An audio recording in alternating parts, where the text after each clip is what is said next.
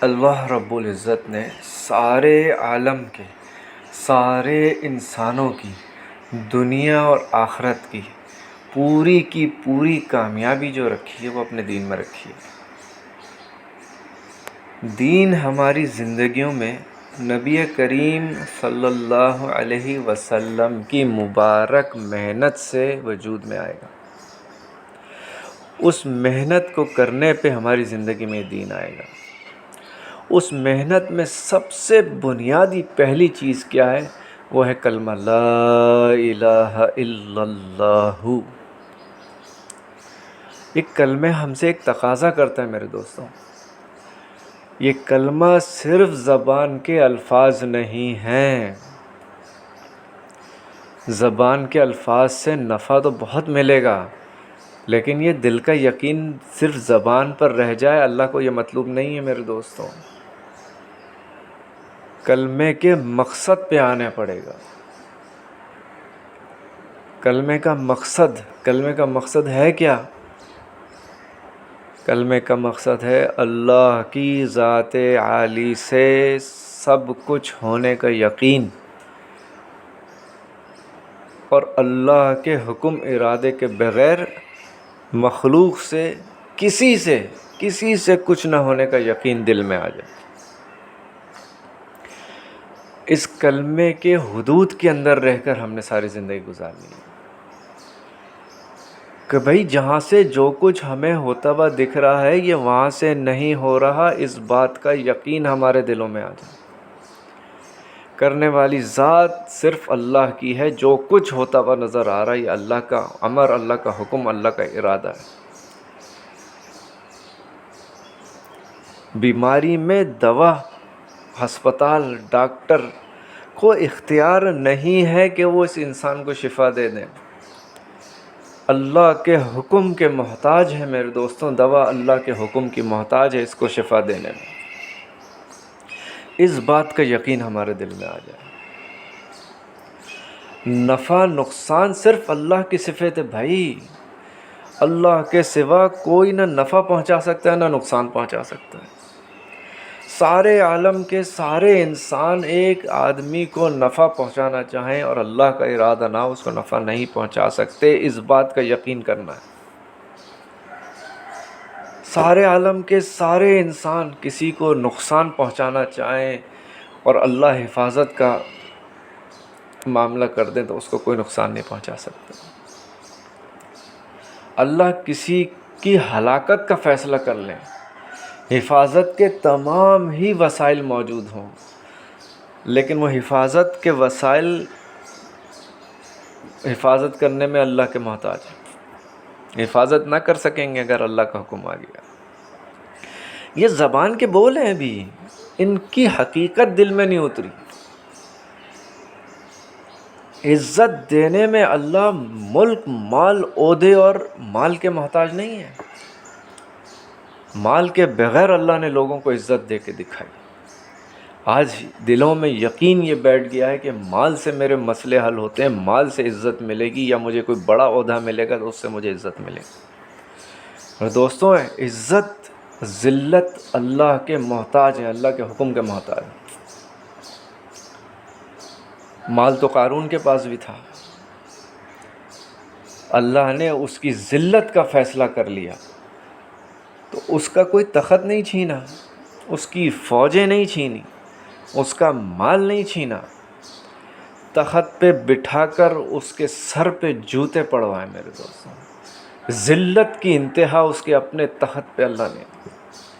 اللہ محتاج نہیں ہے ان چیزوں کے کہ پہلے ہم اس سے مال چھینیں گے، پھر اس کو محتاج کریں گے، پھر ذلیل کریں گے، نہیں میرے دوستوں۔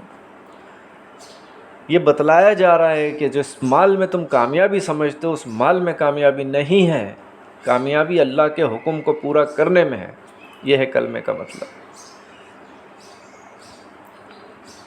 کلمہ لا الہ الا اللہ کو حدیث کا مفہوم ہے، حضور صلی اللہ علیہ وسلم نے ارشاد فرمایا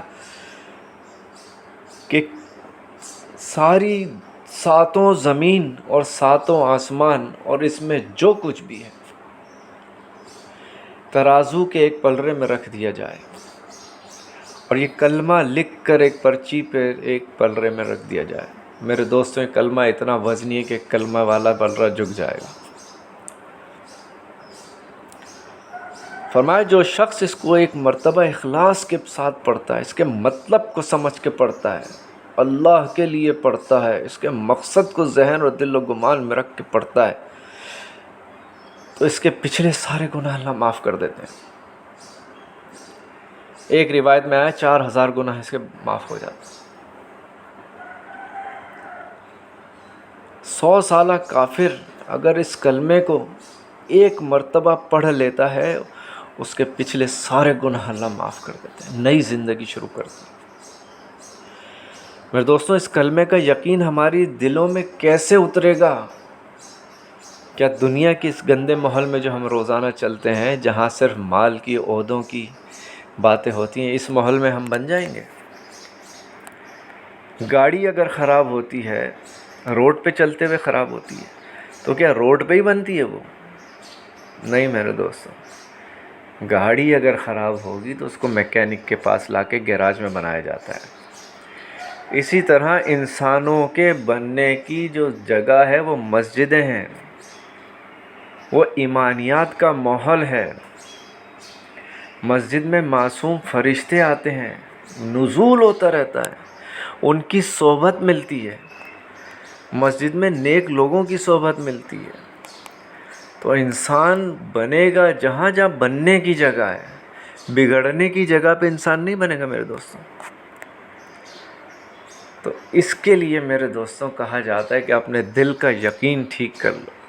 اس کے لیے کہا جاتا ہے کہ تھوڑے وقت کے لیے دنیا کی گندی جگہ کو چھوڑ کر مسجد کے ماحول کو اختیار کرو.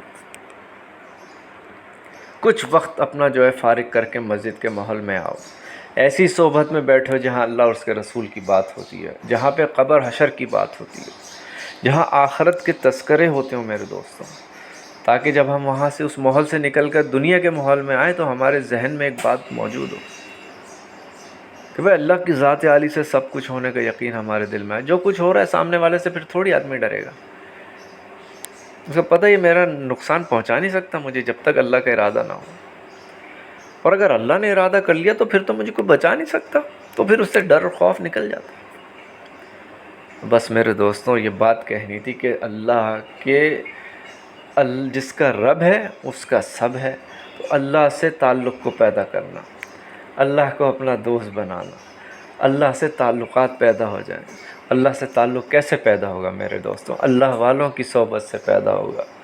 کمپیوٹر جب سیکھو گے، جب کمپیوٹر سیکھے کے پاس جاؤ گے سیکھنے کے لیے. میرے دوستوں اس لیے کہا جاتا ہے تھوڑا سا وقت فارغ کر کے تھوڑا سا اللہ کے راستے میں نکلو. اللہ کے راستے میں نکلو. اللہ اور اس کے رسول نے جو فرمایا وہ سیکھو. اگر ایسا ہم نہیں کریں گے تو ہماری زندگی میں جتنا دین ہے یہ بھی باقی نہیں بچے گا، نکل جائے گا.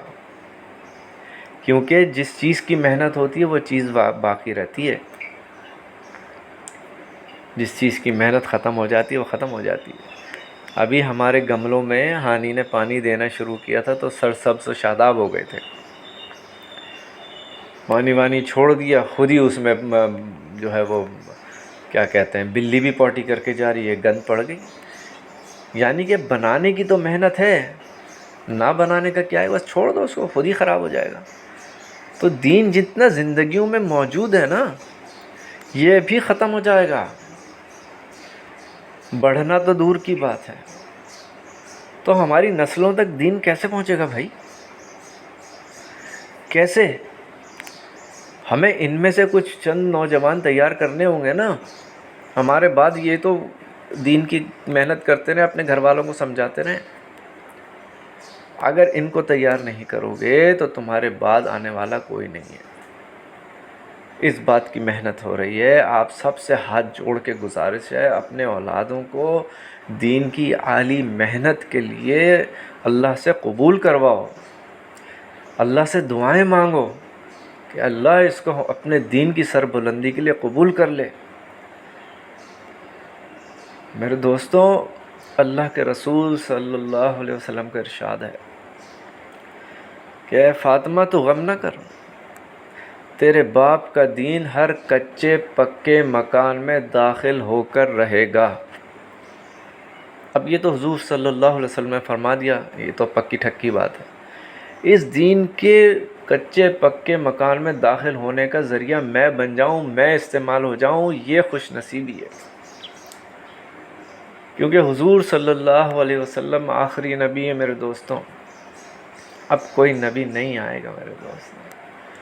ہر کچے پکے مکان میں دین کو پہنچانے کی ذمہ داری میری، تمہاری، اس کی، اس کی، یا فلانا کی، جس نے بھی کلمہ پڑھا اس کی ذمہ داری ہے۔